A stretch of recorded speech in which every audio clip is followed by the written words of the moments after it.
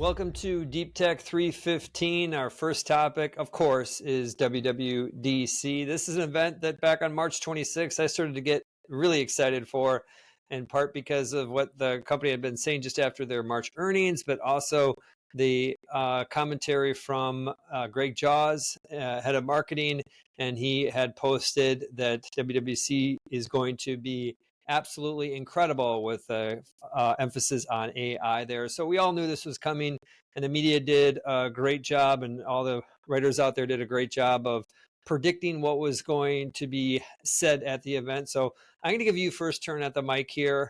What did you make of the event?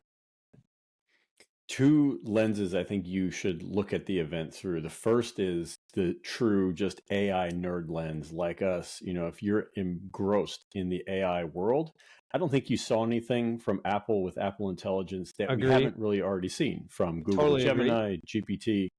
And so it didn't blow the nerds away. And that was kind of to There be was nothing expected. new. Nothing really new. But I think for the Apple customer, the average Apple customer, and this is a point I think you've been making, some of these features I think are going to be really appealing to them. The idea of having a phone where Siri has been so long promised and so under-delivered, but the idea that Siri might actually work for the average customer, I think is kind of a decently big deal. And this is also just the beginning. I think that's the other thing that's important too. When you think about the average customer, this may be their first foray into really using AI at scale on a regular basis. And Apple Intelligence will only get better from here. So I think for that customer, they probably are excited and should be excited. Yeah, and on that kind of using AI at scale for the average person. So they've got this small language model that's going to run on your device. They also have a private cloud that's going to somehow play into that. But the basic idea is, I think of this as something that that you would use many times an hour. It would be sending an email, a text message. It could be something related to photos, some digital organization, finding different files. This is just the constant, oh, this is nice, it's a lot better with AI, and I think that's going to be powerful. And of course that they can do that because of the privacy view. At least they've made it very clear that's they see that as one of their big selling points. And then on the flip side, you've got the open AI relationship, and that kind of opens up the more advanced, more complex things like we use generative AI for today. And they're, you'll kind of have that seamlessly in there. So like getting that friction out of the way is a big deal. I'm curious, when you think about those two pieces, their model, their small language model, OpenAI's big model, where do you think the percentage of time is going to be, or usage of consumers' AI is going to be? On Apple Intelligence, I would bet that the majority of it is going to go just through that small language model. I agree. The first layer, yeah. Because and that's the thing, right? You think about what are you trying to do, at least today. This may change over time. I think that's an interesting question too. But today, it's going to be things like send an email, send a text, right? Set a timer, the classic Siri request. Maybe it'll really work this time. But I think that's where it starts, is let me do things faster on my phone, functions that are simple and within my phone. And then I actually think over time, and I don't know if that's 1 year or like 3 years away, people get used to using AI and then they really want to do complex stuff, and that probably gets offloaded. As I kind of stepped back and took it all in, the sense that I had is I really want this because it's just going to take a lot of the friction out of getting access to AI and apply it to things that I've wanted to apply AI to. Of course, I'm based on all the Apple products, and so opening this up to me is a big deal. On the Siri side, we talked about that, kind of previewing the event and the importance of Siri as an interface. And I guess ultimately, is that going to be the main vehicle, do you think, over time, where people just interact with Apple Intelligence? At least in the beginning, kind of like we were saying, I think it probably will be. It will be, again, the idea I think of most simply is kind of a Siri that actually does what we all hoped it would do like 10 years ago, which is still cool. Like, I mean, I think that's still a great idea. But they tweaked it too. They did keep the name. They tweaked it. Now they allow you to do text input too. So for me, almost like Siri is less about like this personal assistant. It's more just like, this is the UI to their more advanced AI. Yeah, just a more dynamic interaction set for the phone.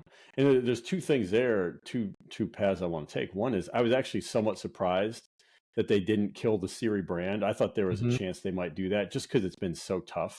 And Fair just enough. let's restart, right? And they didn't do that. And now I think Siri kind of has something to prove. This does have to work.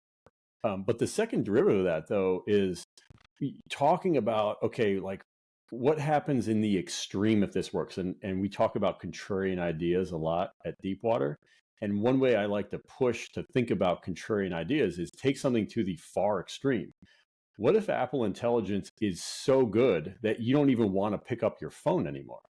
Hmm. And the world in, let's say, 5 years looks kind of like the movie Her that we've all talked about, right? You have an earpiece and you just talk to it. This is like Does humane we're talking about, right? Yes. Yeah. And so like actually push it to the extreme. If Apple Intelligence is super successful, it actually changes Apple's business in a really big way where they may not sell a lot of phones anymore. They might just sell this little server that lives in your pocket. I don't know if that'd be a good thing or a You bad still thing for need a their screen business. though, don't you? Maybe, but I don't know if you need as much like with the camera and some of the other stuff that goes into making a phone.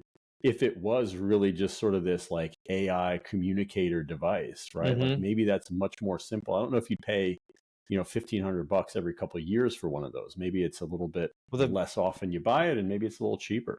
the form factor we didn't see at WWDC, obviously saw it at Google's developer conference, and I think would be incredible in the use case you just showed is just some form of glasses.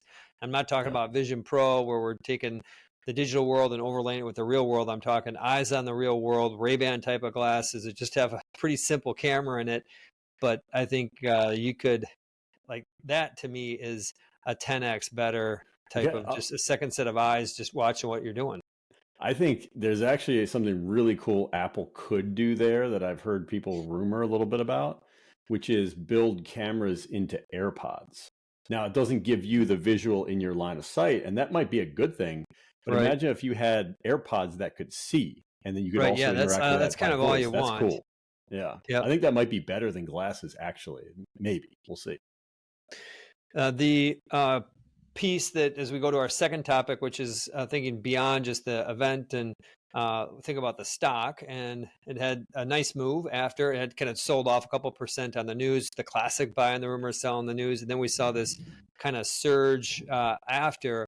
And that, of course, in part was because the talk that, or the understanding that these AI features are only going to run on iPhone 15 Pro and later.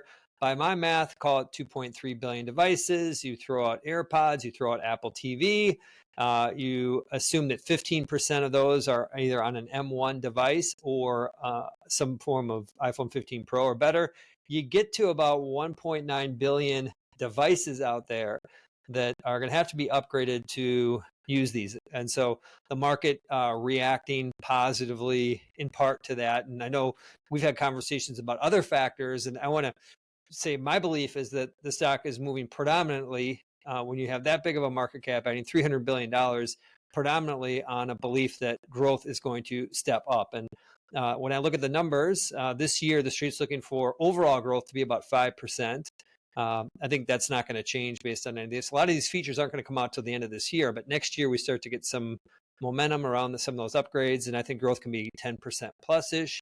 And then we go to 2026, and I think we probably see 12, 14, 15% growth, another step up, and then it starts declining probably after that.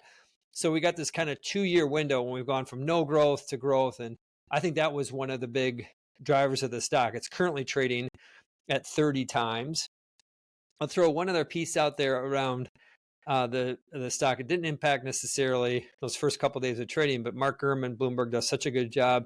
He reported on something that you and I predicted would happen, which is that Apple's not paying OpenAI for the access to the model. They're essentially paying them in the form of distribution, and so over time there may be some other opportunities for the companies to make money together. But another piece of this is they're doing a great job of scaling AI in a cost-effective way. And so I think about maybe even more margin upside. So from my perspective, we're going to get some revenue growth returning, margin upside, and it makes logical sense about the move, despite how crazy it seemed, given 300 billion. But that's where I take. But I know you had a slightly different view on it.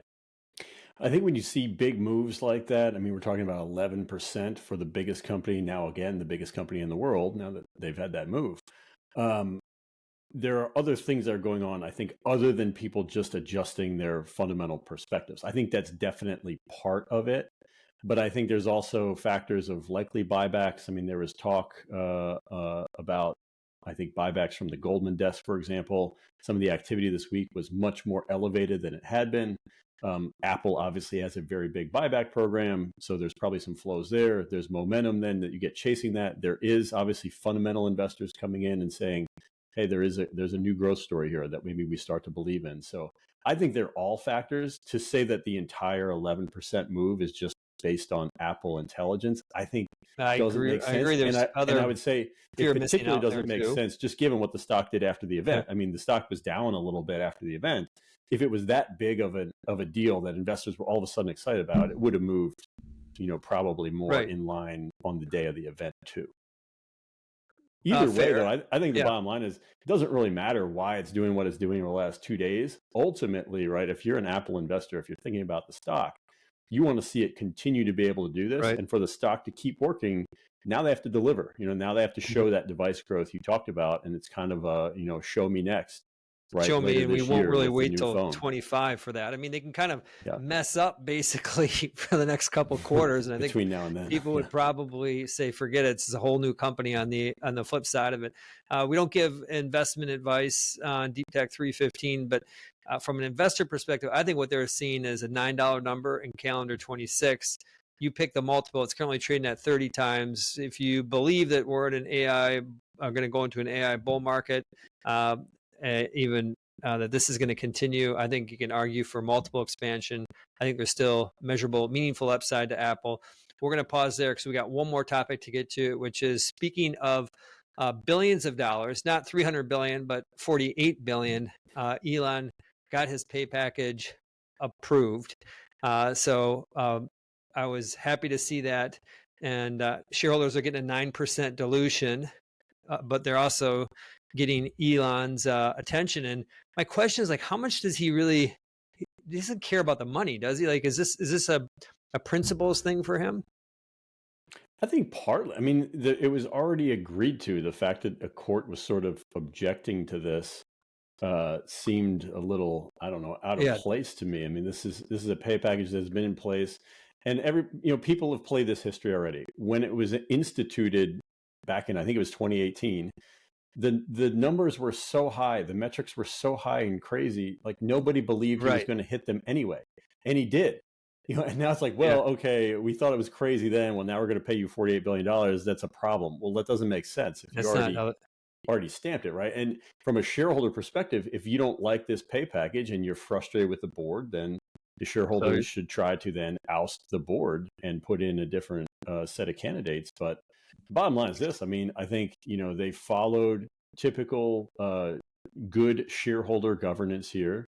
Now it's approved, ratified by the shareholders, and hopefully we can kind of move on and get back to talking about more important stuff. Is this going to get Elon more excited about directing those NVIDIA chips to Austin versus to XAI? I know there's narrative around that. I personally would doubt that he's thinking about the world that much that way, that if he didn't get his pay package, that he would shrift so you think Tesla. I think he would have just siphoned. I think he's just trying to build great companies, right? And it's like, I think he does want, obviously, the financial incentive, and he's using that money to build these other companies too. I think that's probably all part of the calculus. But I think the idea that he would all of a sudden put Tesla as a second-class citizen to some of his other companies, just if he didn't get paid, I don't buy that fully. No. Okay. Final question. Leave. Maybe he'd leave, but that's 5-second answer to this. If you got paid $48 billion pre-tax, so we'll call it 22 after tax, what do you do with it? 5-second answer. I would just keep doing what I was doing, whatever it was. I was hoping you would say that. We're going to keep doing this. We'll be back at you next week. And on behalf of Deep Tech, bye for now.